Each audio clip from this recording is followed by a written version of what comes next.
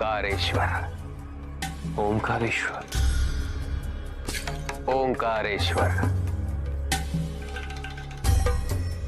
विंध्य पर्वत को एक बार ये भ्रम हो गया था कि उससे विशाल कुछ भी नहीं।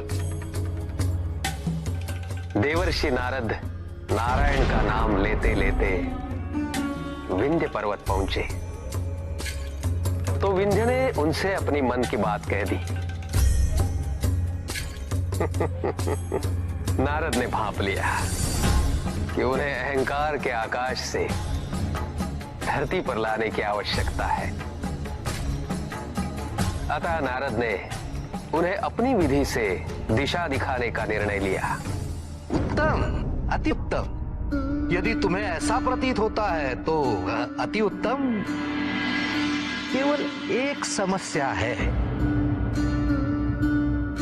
समस्या?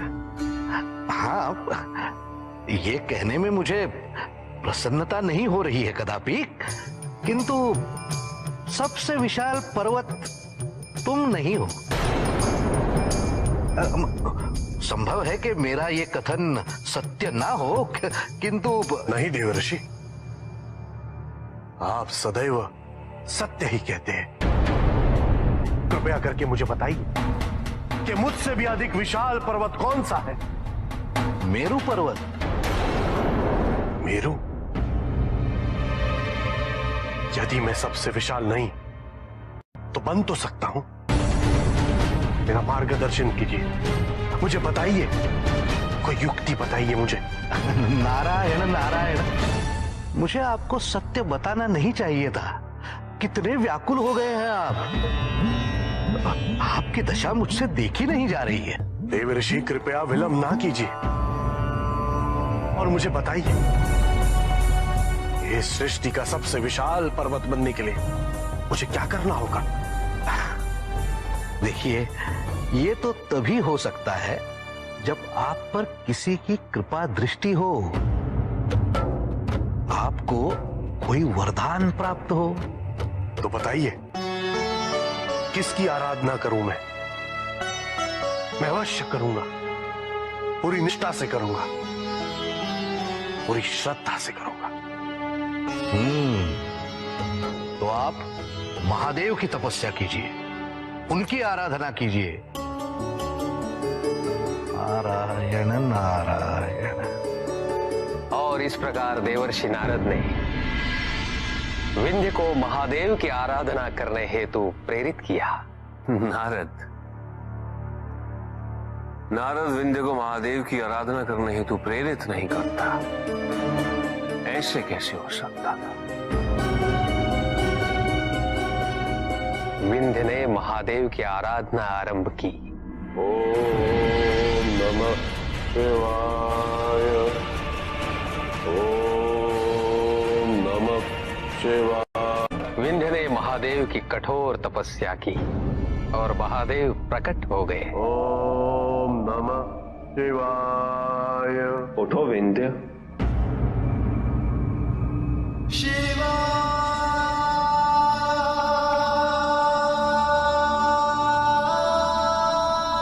प्रभु,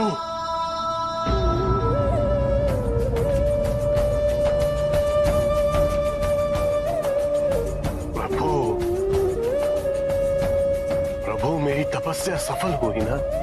हाँ विंध्य, तुम्हारी तपस्या अवश्य सफल हुई। मांगो, मनवांछित वरदान मांगो। प्रभु, मैं आपकी कृपा से विशाल तो हूं, पर मैं सबसे विशाल बनना चाहता हूं। मेरी ऊंचाई किसी को भी प्राप्त ना हो, मेरा शिखर सबसे ऊंचा हो। किंतु क्यों विंध्य? तुम तो इस संसार के सबसे विशाल पर्वतों में से एक हो। यही तो प्रभु, मैं विशाल पर्वतों में से एक नहीं, सबसे विशाल बनना चाहता हूं। यदि आप मुझे ये वरदान नहीं देंगे तो कोई बात नहीं प्रभु, मैं वर्षों वर्षों तक ये तपस्या करता रहूंगा और एक न एक दिन आपको पुनः यहां आना ही होगा। उत्तम, अति उत्तम। ये हुई ना बात विंध्या।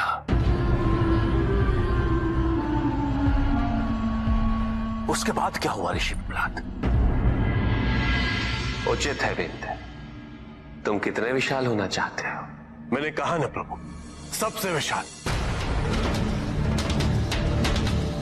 किंतु आज मैं भले सबसे विशाल पर्वत बन जाऊं, पर कल कोई मुझसे भी बड़ा हो जाएगा। प्रभु, आप मुझे ये वरदान दीजिए कि मैं अपनी इच्छा अनुसार अपनी विशालता बढ़ा सकूं, उसकी कोई सीमा ना हो। उचित है विंध्य, मैं तुम्हें तुम्हारा मनोवांछित वरदान अवश्य दूंगा, किंतु मेरा एक कथन स्मरण रखना।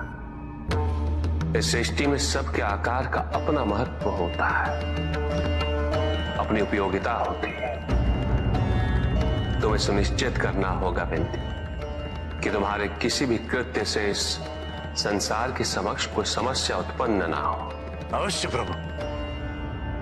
इस संसार में एक पर्वत की विशालता से कोई संकट कैसे आ सकता है प्रभु? प्रभु, वरदान देने में अब विलंब ना कीजिए। अवश्य विंध्य, जैसी तुम्हारी इच्छा।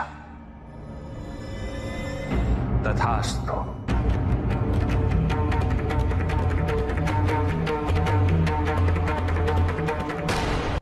हमें लगता है कि आक्रामक होने से हम जो चाहते हैं वो हमें मिलेगा, परंतु ऐसा होता नहीं है। अहंकारी को केवल उसका अहंकार दिखता है, सत्य नहीं। चाहे वो कीटक हो या पर्वत, मनुष्य हो या महादानव, उसकी चेतना की विशालता का उसकी शरीर की विशालता से कोई संबंध नहीं होता। विंध्य पर्वत ये समझ नहीं पाया, वो विशाल होता गया।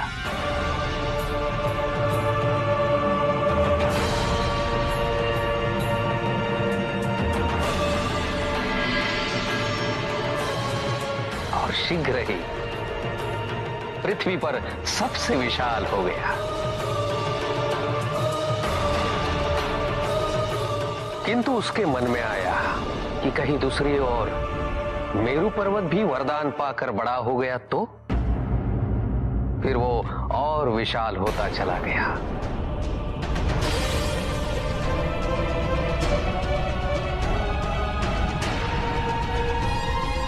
और अंत में इतना विशाल हुआ कि पृथ्वी पर उसका भार असह्य हुआ।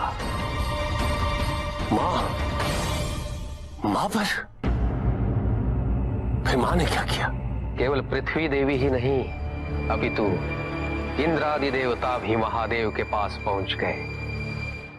प्रभु, विंध्य ने इतना विशाल रूप धारण कर लिया है कि उसके भार को सहन कर पाना हमारे लिए संभव नहीं हो पा रहा है। प्रभु, शीघ्र विंध्य के लिए पृथ्वी पर कोई स्थान नहीं रहेगा।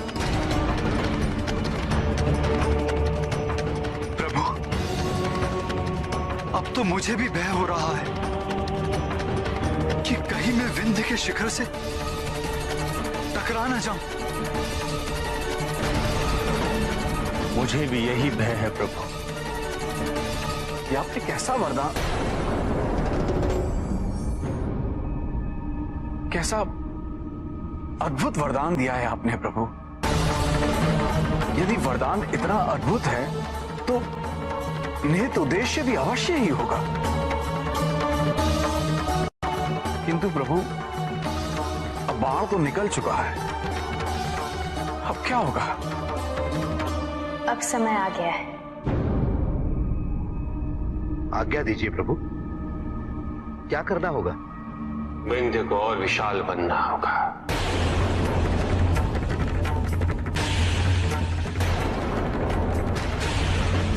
किंतु देवराज, जो बाण निकल चुका है उसे वापस खींचा नहीं जा सकता, किंतु फिर भी दिशा तो दी जा सकती है।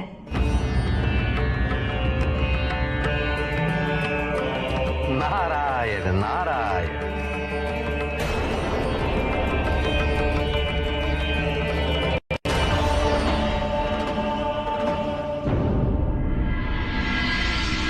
अद्भुत। बन गया ना सबसे विशाल। हाँ हाँ, विशाल तो अवश्य, किंतु सबसे विशाल कहना उचित होगा या नहीं, ये तो क्यों? मुझसे अधिक विशाल कौन है इस पृथ्वी पर? विंध्य, अब तुम केवल पृथ्वी पर नहीं रहे, तुम्हारी विशालता आकाश तक पहुंच गई है। इसलिए तुलना के मापदंड परिवर्तित हो गए हैं। अब केवल पृथ्वी को मत देखो, देखो तो इन ग्रह नक्षत्रों को देखो, वो तो तुमसे विशाल हैं। और फिर त्रिदेव, त्रिदेव तो, और त्रिदेवों में महादेव। सब कहते हैं कि महादेव से विशाल कुछ भी नहीं है। उचित कहते हैं आप देवर्षि, मैंने तो इस पर विचार ही नहीं किया था। मुझे सबसे बड़ा होना है, महादेव से भी विशाल।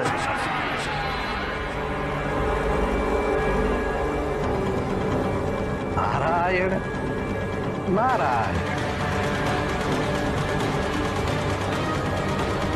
और इस प्रकार विंध्य का आकार सबसे विशाल हो गया।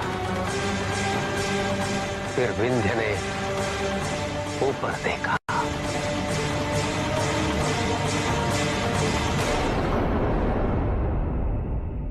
मुझसे भी ऊपर ये क्या दिख रहा है?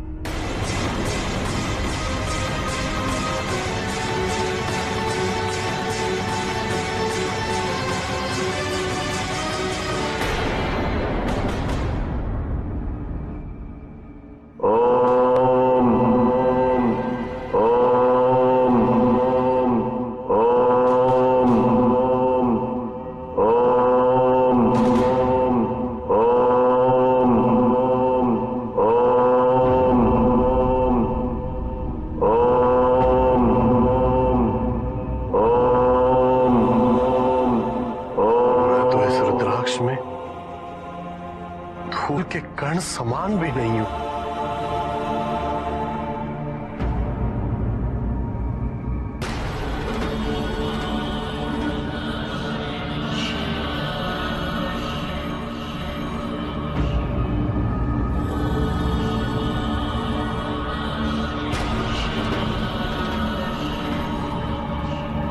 प्रभु,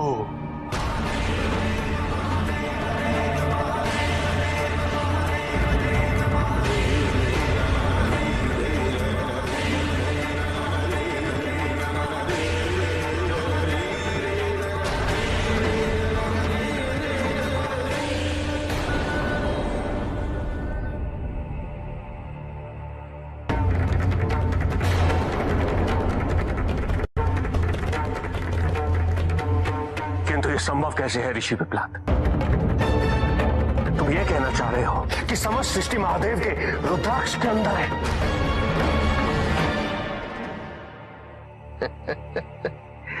ये तो मैं नहीं जानता, मैं वहां कभी गया ही नहीं।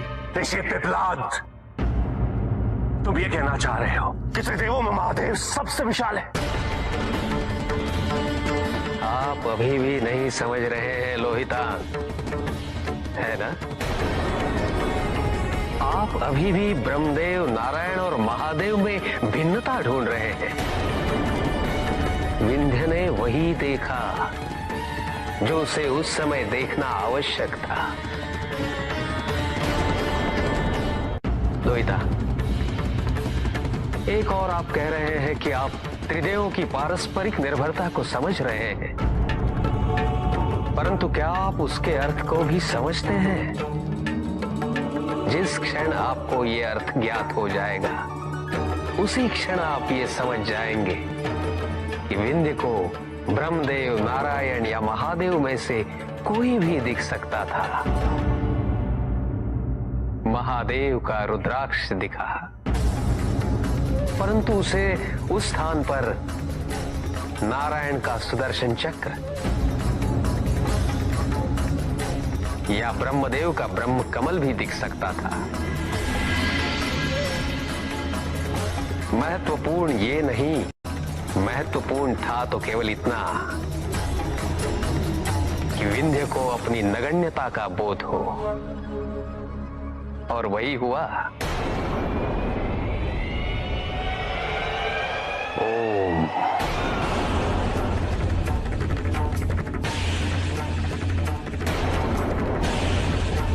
प्रभु,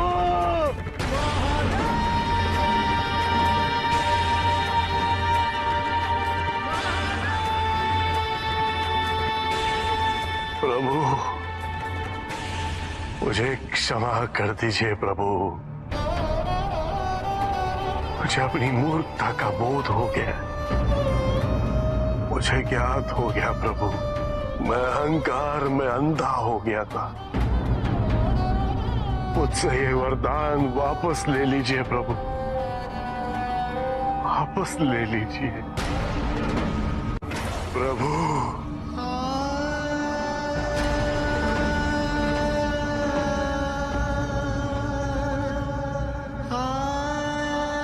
मैं धन्य हुआ प्रभु, आपने मुझ जैसे भ्रमित को दिशा प्रदान की। मैं धन्य हूं।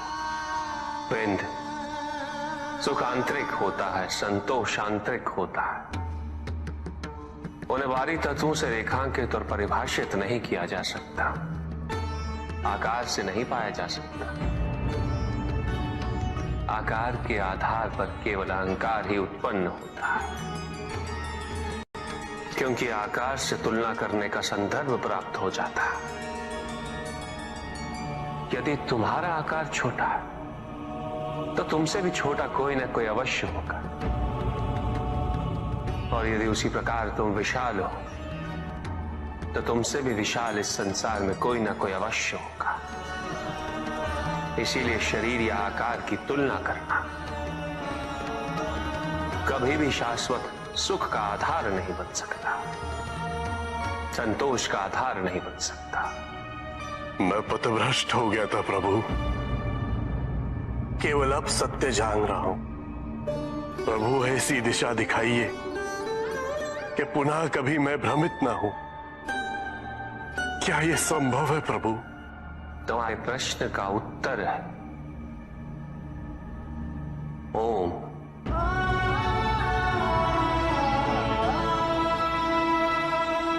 ओम। ओम।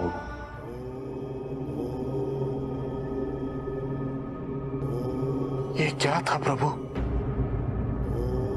मुझे सर्वत्र ओम की ध्वनि गुंजायमान होती प्रतीत हो रही है। मुझे ओम के अर्थ से अवगत कीजिए प्रभु। हम सब कहते हैं ओम नमः शिवाय, ओम ब्रह्मणे नमः, ओम विष्णवे नमः। इनमें ओम क्या है प्रभु? मुझे इसका अर्थ समझाइए। ओम का शब्दार्थ नहीं, क्योंकि वस्तुतः ओम शब्द ही नहीं। शब्द सृष्टि में और सृष्टि से बने, और ये वही बता सकते हैं जो सृष्टि में है, किंतु समस्त सृष्टि ओम में है। इसलिए ओम शब्दातीत है,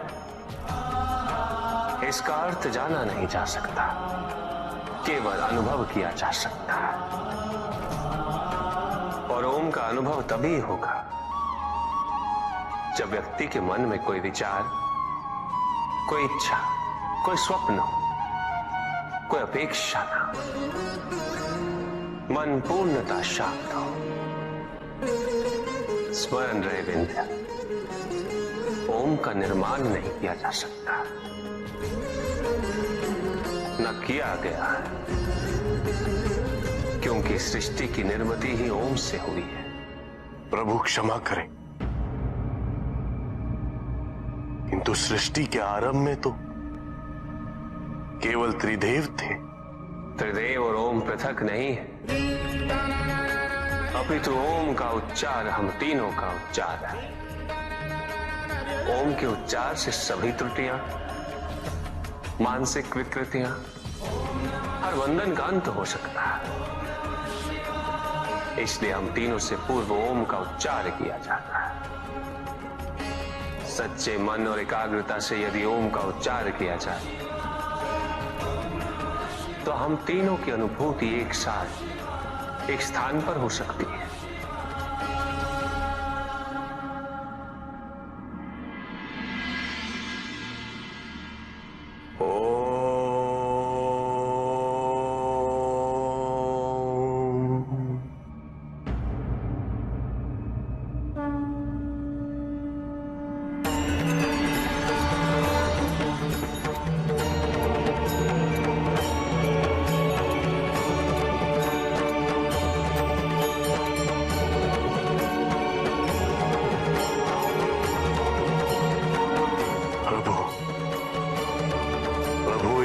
कृपा कर दीजिए। मेरी प्रार्थना है कि आप यहां एक शिवलिंग स्थापन करें और सदैव यहां उपस्थित रहें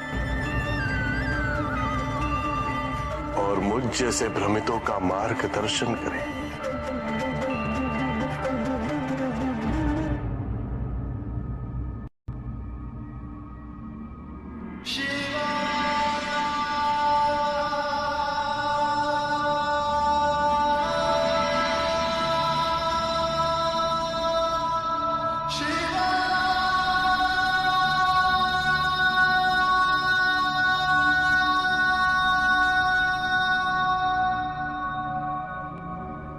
इस लिंग को ओंकारेश्वर के नाम से जाना जाएगा।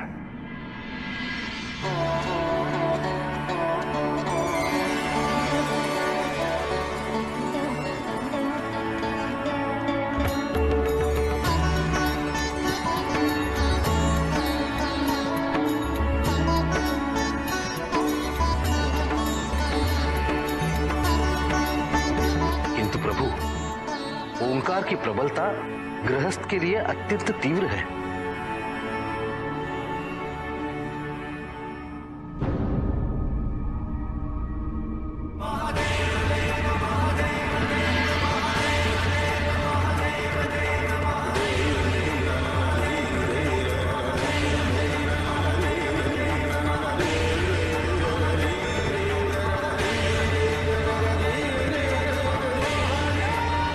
शिवलिंग से प्रकट हुए इस लिंग को अमलेश्वर के नाम से जाना जाएगा और ये दोनों एक दूसरे को संतुलित रखेंगे और जो भी यहां आएंगे उनकी ऊर्जाएं भी इन दोनों लिंगों के दर्शन से संतुलित होंगी।